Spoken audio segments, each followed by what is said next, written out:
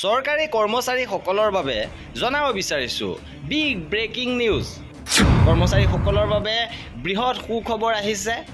কৰ্মচাৰীলৈ দীপাৱলীৰ উপহাৰ, দীপাৱলীৰ পূৰ্বে লাভ কৰিব উপহাৰ, দিয়াৰ বৃদ্ধি, 8 পে সন্দৰ্ভত আহিছে ডাঙৰ খবৰ। প্ৰৱৰ্তন হ'ব পাৰফৰ্মেন্স ইনচেণ্টিভ, অৰ্থাৎ পাৰফৰ্মেন্সৰ ওপৰত বেছ কৰি আপোনালোকে ইনচেণ্টিভ পাবলৈ সক্ষম হ'ব। নতুন আপডেট আহিছে, সবিশে আপোনালোকক জনাব বিচাৰিছোঁ। ভিডিঅ'টো প্ৰথমৰ পৰা শেষলৈকে চাই থাকিব। এইবাৰ উৎসৱৰ বতৰত কৰ্মচাৰী আৰু পেঞ্চনাৰসকলে ভাল খবৰ লাভ কৰিব। 8 পে সন্দৰ্ভত আহিছে সুখবৰ, লগতে দিয়াৰ বৃদ্ধিক লৈও লাভ কৰিব সুখবৰ। অষ্টম দৰমহা আয়োগৰ মূল লক্ষ্য হৈছে যে দৰমহাৰ গাঁথনি বৃদ্ধি কৰা আৰু বৰ্তমানৰ অৰ্থনৈতিক অৱস্থাৰ সৈতে দৰমহাৰ মিল ৰখা।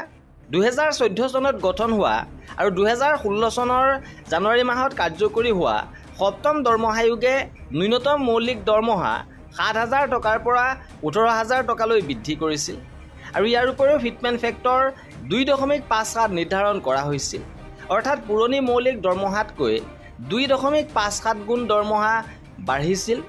সপ্তম দৰমহা আয়োগৰ অধীনত মুদ্ৰাস্ফীতি প্ৰতিফলিত কৰিবলৈ ডিয়াৰনেছ ভাত্তা দিয়ে আৰু হাউচ ৰেণ্ট এলাৱেঞ্চ HRA আৰু পৰিবহণ ভাত্তা সংশোধন কৰা হৈছিল। আৰু এতিয়া অষ্টম দৰমহা আয়োগে মৌলিক দৰমহা মাহে 34,500 টকাৰ পৰা 41,000 টকালৈ বৃদ্ধি পাব পাৰে বুলি অনুমান কৰা হৈছে।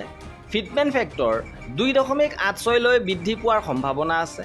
লগতে বৰ্তমানৰ মুদ্ৰাস্ফীতি আৰু জীৱন যাপনৰ খৰচৰ সূচকৰ সৈতে সংগতি ৰাখি HRA আৰু TAৰ নতুন পৰ্যালোচনা কৰা হ'ব।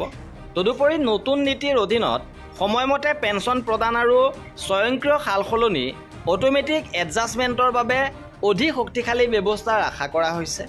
তদুপৰি পাৰফৰ্মেন্স লিংকড ইনচেণ্টিভৰ প্ৰৱৰ্তন হ'ব।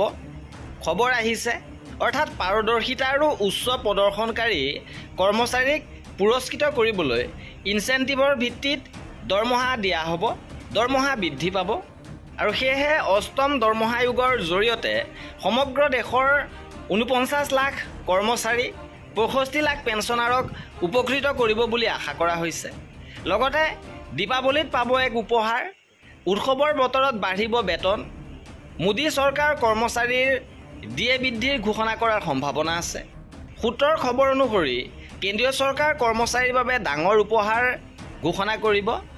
অক্টোবৰত মোদী চৰকাৰ মন্ত্ৰীসভাৰ বৈঠক হ'ব আৰু 3% বাঢ়িব এইবাৰ এই বৰ্ধিত 3% দিয়াৰ কেন্দ্ৰীয় কৰ্মচাৰী আৰু অৱসৰপ্ৰাপ্ত কৰ্মচাৰীসকলে 1 জুলাইৰ পৰা লাভ কৰিব। যদি অক্টোবৰ মাহত ঘোষণা হয়, তেতিয়া জুলাই, আগষ্ট, ছেপ্টেম্বৰ এই 3 মাহৰ লাভ কৰিবলৈ এৰিয়াৰ লাভ কৰিবলৈ সক্ষম হ'ব। আৰু AICPIৰ সূচকৰ পৰা জানিব পৰা গৈছে যে জুন 2025 পৰ্যন্ত মহাৰ্ঘ ভাত্তা 3% বৃদ্ধি পাইছে। আৰু এই আছিলে আজিৰ ভিডিঅ'টোত। কৰ্মচাৰী আৰু পেঞ্চনাৰৰ সকলো খবৰ পাই থাকিবৰ বাবে আমাৰ চেনেলটো ছাবস্ক্ৰাইব কৰি ৰাখিব। ভিডিঅ'টো শেষলৈকে চোৱাৰ বাবে বহুত ধন্যবাদ।